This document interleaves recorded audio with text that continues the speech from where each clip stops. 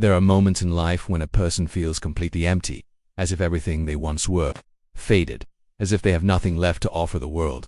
But what if the truth is the opposite?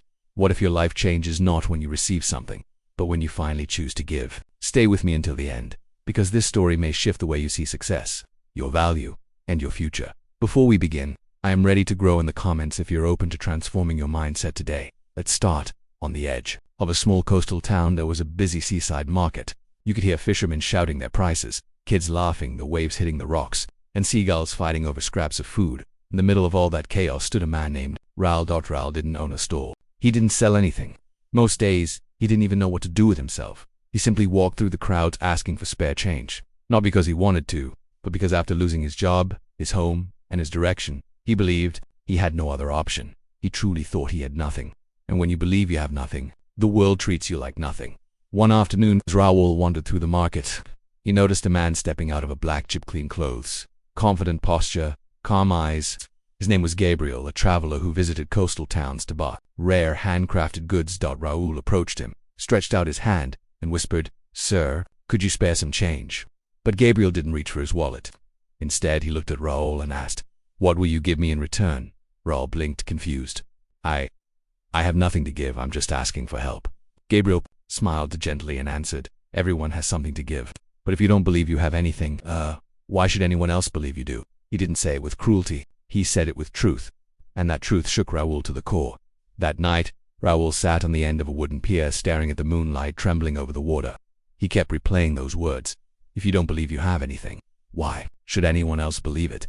For the first time in years, Raoul felt something stronger than hunger. He felt potential waking up inside him. Potential he had ignored, neglected, buried. But what could he possibly give? His hands were rough, empty, tired. Or maybe not so empty. The next morning, as the tide drew back, Raoul walked along a quiet beach far from the market.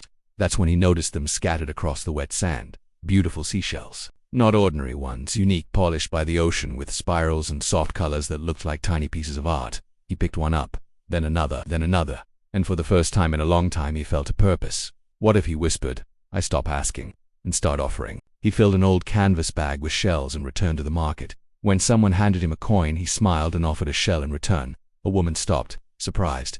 "This is beautiful. Thank you." And she walked away smiling. That moment changed everything. People weren't giving Raoul money out of pity anymore. They were exchanging value. They appreciated the gesture. They felt seen. Soon tourists started asking for more shells. Kids pointed at them with excitement. Some even paid more than he expected. Raoul realized something powerful. People don't reward desperation. They reward contribution. A few days later, the black jeep returned. Gabriel stepped out, holding a notebook full of orders. Raoul didn't wait for him to speak. He rushed to him with a handful of shells and said, "Sir, today I do have something to give." Gabriel examined the shells, impressed, and handed him some bills. "I'll take these," he said, then added, "You're not just someone asking anymore. You're a trader now." That sentence ignited something inside Raoul. A spark, a flame, a new identity. With the money he earned, Raoul bought simple tools, sandpaper, string, wooden beads. It started crafting bracelets, pendants, small handcrafted souvenirs. Tourists loved them. Locals respected him. Fishermen recommended him to travelers. Raoul eventually rented a small wooden stall at the entrance of the market. He painted a sign that read, "Treasures of the Tide, handmade by Raoul," every day. He worked with pride, gratitude, and purpose. He no longer asked for anything. He offered something of value, and the world responded. 8 months later, Gabriel returned to the town. He walked through the market until he found the stall filled with polished shells and handmade crafts. Raoul stood behind it, clean clothes, confident posture, bright eyes, a completely different man. "You've come far," Gabriel said. Raoul smiled. "I learned something life-changing." "And what is that?" Gabriel asked. Raoul answered, "Success doesn't start when you receive. Success starts the moment you decide to give." They shook hands, not as a poor man and a businessman, but as equals. And if you're listening right now, remember something. You are not empty. You are not worthless. You are not invisible. Your mind may tell you that you have nothing, but the truth is this: you carry oceans inside you. You just need to decide what part of that ocean you're willing to share with the world. I have value if this story touched your heart, and before you go, take this with you.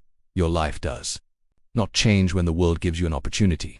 Your life changes when you give the world something meaningful, because what you think shapes who you become. Share this video with someone who needs to remember their worth. See you in the next story.